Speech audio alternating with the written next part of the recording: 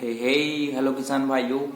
मैं हूं आपका मछली वाला भैया इन्वेस्टर हरिया फिशरीज ग्रेजुएट एंटरप्रेन्योर और आप देख रहे हैं ऑस्कर फिशरीज।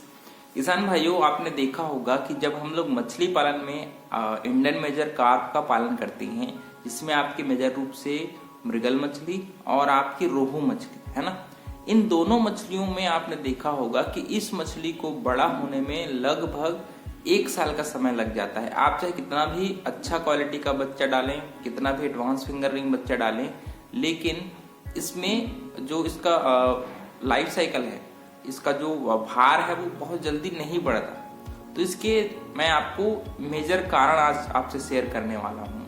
देखिए, जब भी हम लोग आईएमसी मछली का पालन करते हैं तो हमको ये कहा जाता है कि इसका जो बच्चा है वो छोटा डालिए, लेकिन बच्चा आपको छोटा बिल्कुल नहीं डालना है।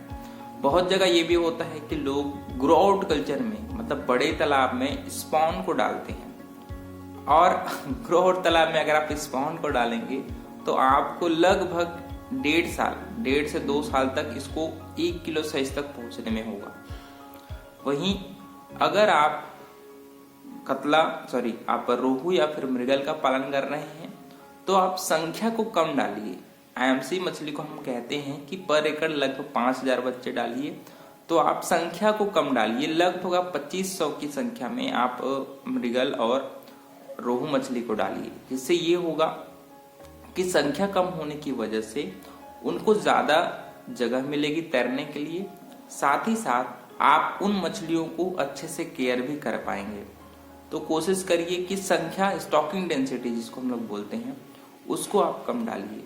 बात एक और चीज कि आपको मछली के लाइफ साइकिल के बारे में थोड़ा जानना पड़ेगा, क्योंकि सभी मछलियों की अपनी अपनी एक लाइफ का जीवन चक्र होता है और उसी उम्र में जाकर के वो बड़े होते हैं, है ना। जैसे आदमी है वो 75 से 80 साल तक जीता है, उसी प्रकार मछली की भी एक लाइफ जीवन चक्र है, और उस चक्र को पूरा करने के बाद ही वो छोटा से बड़ा होता है। जैसे स्पॉन को लगभग हम लोगों को तैयार करने में लगभग 1 से 1.5 महीने तक लगता है। स्पॉन से फिंगरलिंग तक पहुंचने में लगभग 45 से 60 दिन का समय लगता है। वहीं आपकी फिंगरलिंग को, खासकर हम लोग मृगल की बात करें, मृगल और रोहू मछली, फिंगरलिंग को बड़ा होने में लगभग 10 महीना आराम से लगता है। आपने कितना भी अच्छा तालाब का मैनेजमेंट किया हो, अगर आप फिंगरलिंग बच्चे तालाब में डालेंगे तो आपको 10 महीना आराम से आपको मृगल और रोहू मछली के पालन में लग जाएगा। तो मेरे हिसाब से आप एडवांस फिंगरलिंग बच्चे डालिए, ताकि लाइफ साइकिल को आप बड़ा बच्चा डाल करके कम कर पाओ। छोटा बच्चों को आप बिल्कुल भी, खासकर मृगल और रोहू मछली का बच्चा आप बिल्कुल मत डालिए।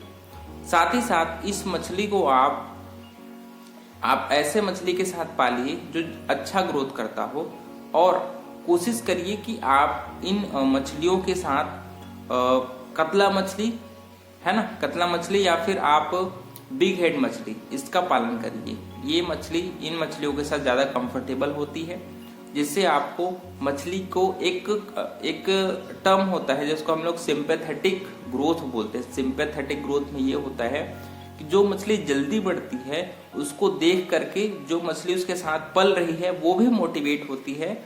उसको भी लगता है कि मैं भी कुछ क्या करूं कि मैं भी जल्दी अपना वेट है वो ग्रहण कर पाऊं, अच्छे से मैं बढ़ पाऊं।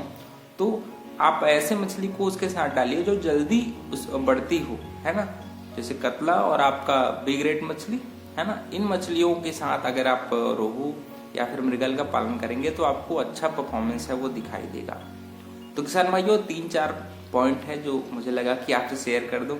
आपको अगर अच्छा लगा होगा तो वीडियो को लाइक जरूर करिए। ऑस्कर फिशरीज पर नए हैं तो चैनल को सब्सक्राइब करना बिल्कुल मत भूलिएगा। मिलते हैं अगले में किसान भाई, तब तक के लिए बड़ों का सम्मान करिए, छोटों को प्यार करिए और खुद का ढेर सारा ख्याल रखिए। Thank you, thanks for watching.